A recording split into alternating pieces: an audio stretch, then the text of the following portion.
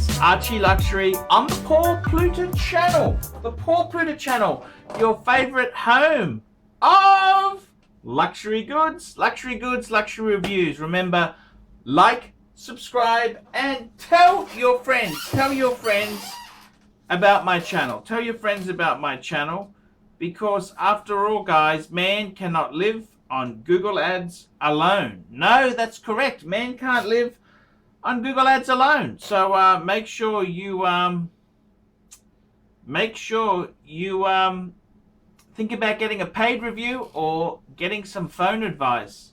That's right. Look in the description for 10 ways you can keep me full-time on YouTube. And today I'm going to do this is a paid review. This is for Dave. And Dave is saying there, he's sent me 2 emails. He says, "Hi Arch, I've been watching your channel for only a few months, and I wanted to tell you how much I enjoy your vids. I came across your channel while doing some research on my first high-end watch. I own many Seiko divers and love the design of divers, but had been lusting after something special. I finally found it a month ago, a Rolex 50th anniversary Sea-Dweller. I know I should not have gone new, but it is, after all, a steel sports Rolex, and it checked just about every box I wanted in a watch. Now to the point of my email, I feel the need to contribute to your channel in order to help sustain in a small measure your great channel. I've been watching YouTube and really your channel more than regular TV lately, and I'm constantly checking for any new videos you put up. I've even set the GMT function on my Seiko diver to Brisbane time. On top of all of that, I'm partial to the foul-mouthed Archie. Your new iteration means by my children Nicholas and Christopher can watch. In fact, they told the salesperson who sold me the Rolex that Daddy was buying this because of Archie Luxury. I've sent you a gift, 100 US, but please don't announce the amount. Ooh, Jesus. What do I do? I've sent you a gift with the hope that you can give my kids Nick and Chris from Bergen County, New Jersey, a big hello in an upcoming vid, and maybe offer some advice on a moon phase watch. I really like the JLC annual calendar. What does the Pontiff say? Thank you and best regards, Dave." And Dave then sent me a follow-up. He said, "Hey bud, I've been thinking, I already think my Red Sea-Dweller is sweet. After all, that's why I bought it. Therefore, I don't need a review or a what does my watch say about me. I don't give a Google Ads. I love it. I wear it all the time and don't care what anyone thinks. Also, you've reviewed the watch at least twice and speak highly of it in between, so I'm confident saying you would be your review would be supportive. So in linear of the previous request, I ask, how do I jump ship from a guy that loves watches to a horologist? Is there a recommended reading list? Can help me out? Please don't forget to give my kids a shout out. Love the videos and keep them coming. Say hello to Suckerhorn and Clive for me, please. Love them both. Cheers, Dave." There you go. So I want to say a big hello, firstly. A big, fabulous hello to, I want to say hello to Chris, Nick, and Chris from Bergen County, New Jersey, NJ, I think that's New Jersey. Big hello in the upcoming, and also a big hello to Dave's wife. Hello! Hello. I really do appreciate the kind words and support there. It means a lot to me. So thank you so much there. You're 100% right there. You really, I think the Red Sea-Dweller is a superb watch. I have actually had the pleasure of having it in my studio, my humble studio, and I gotta tell you, there really is some fantastic, it's just a fantastic size. It's a fantastic piece. It's selling above retail in a lot of stores there. It's got a lot going for it, and you're very, very lucky to have one. I think it's the perfect diver. I love it. I love it.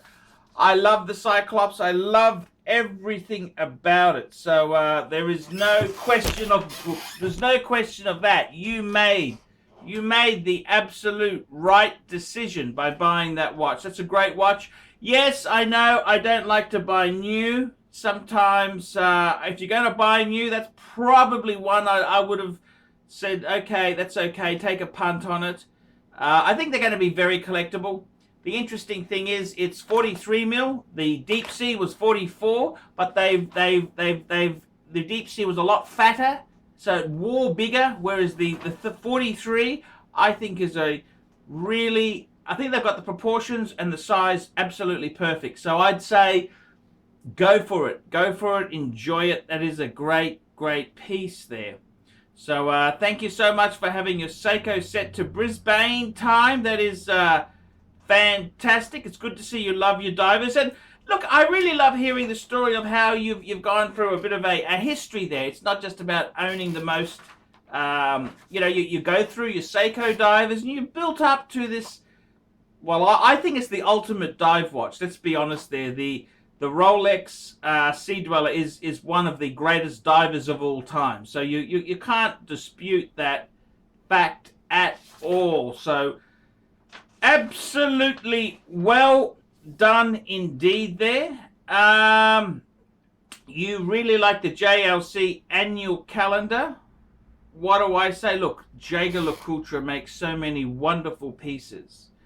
I really like the Reverso triple date. There's a Reverso triple date. Triple date means you've got to actually set it every month, because it'll go to a 31 date cycle. So you just have to adjust it, you know. And I kind of think on a triple date, that kind of can be a really cool. It looks the same. I mean, as far as the face goes, it tells you the month, the day, and the date.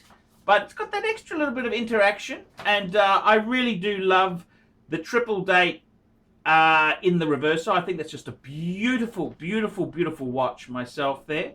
Annual calendar is a great piece, and Jaeger-LeCoultre, they're a great maker. Absolutely great maker.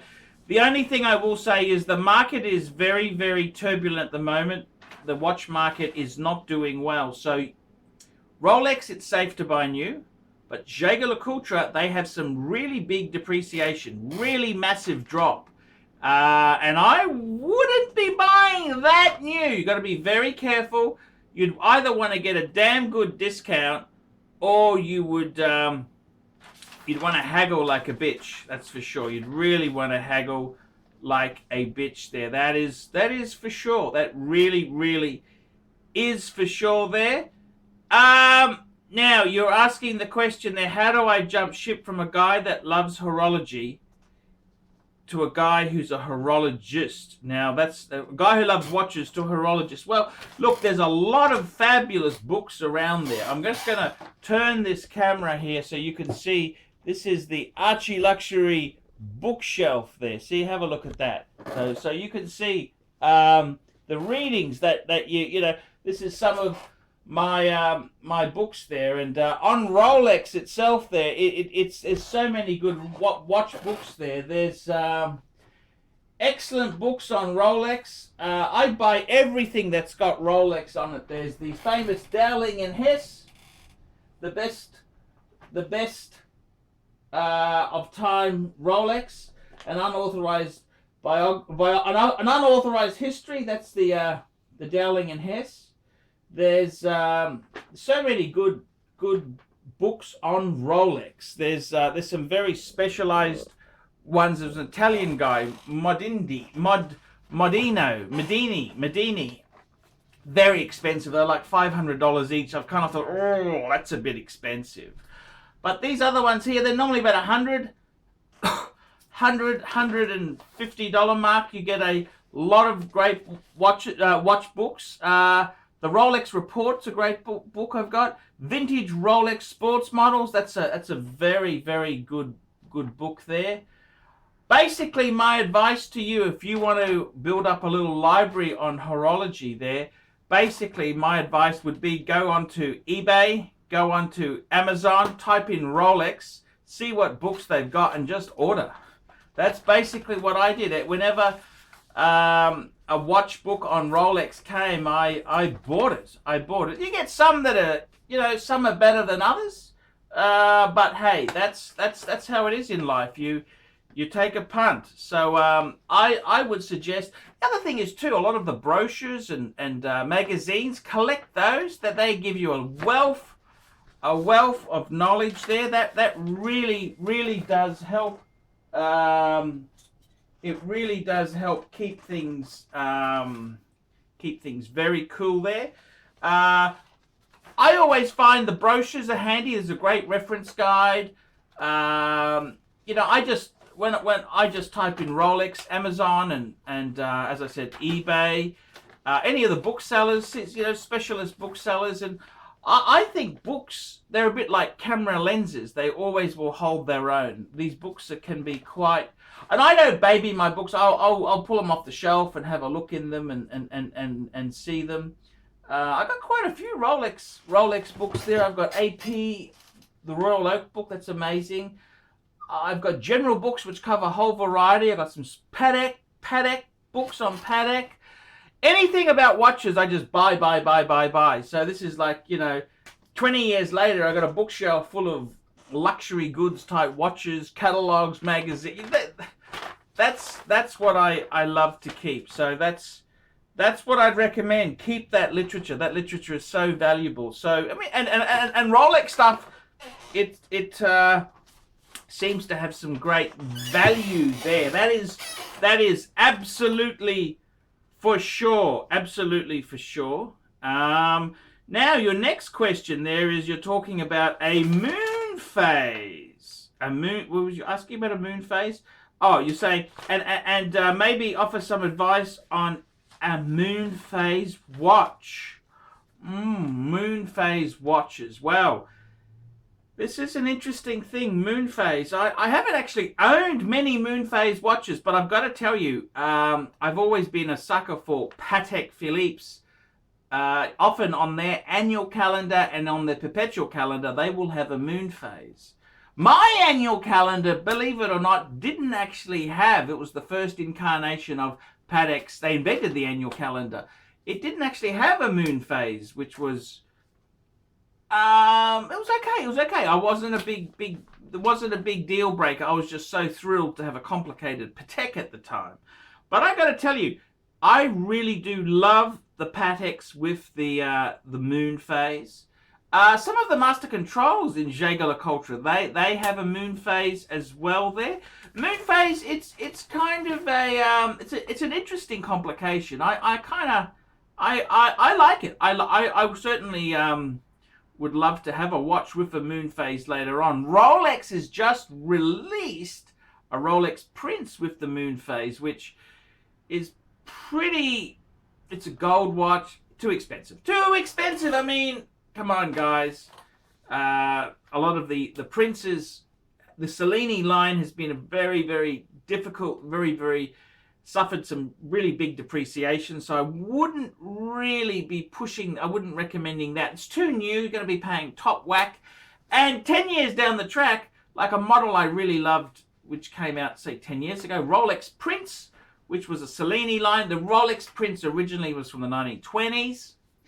And they re-released it in the Rolex Cellini line, a Rolex Cellini Prince. And they did a good job. That's like a doctor's watch. We have the second hand at the 6 there. Like similar to a sort of some of the Reverso layouts. And then now, those watches now, because it's a Cellini, even though it's a Prince, which I actually liked, they've really lost a lot of value. They're very, very good buying on the second-hand market. So I'm sort of saying anything that's got Cellini on it is, ooh, you want to be very careful. You want to be very careful. If I was after a moon phase piece there, I reckon, if money's no object, I love the Patek annual calendar. I think that is the coolest moon phase piece there. Omega has quite a few. They've had a few moon phases. They've even used a moon phase on a speedy, but I kind of digress a bit there. That's I think moon phase. Maybe look at a Master Control. Master Control has a few moon phase pieces there, different models. But yeah, that's fantastic. Thank you so much for watching the Archie Luxury channel. David, it's an absolute pleasure to have you on board, and thank you so much. So, hey, that is absolutely fantastic. And I just want a special hello to Nick and Chris. Thank you so much. Your dad is a cool guy, very cool guy. Watching the Archie Luxury and the Paul Pluta channel, I really do thank you so much for your support. That really does. It's really cool there. So guys, continue watching, and thank you so much. Thank you so much. Paul Pluta channel. Remember, like, subscribe, and tell your friends.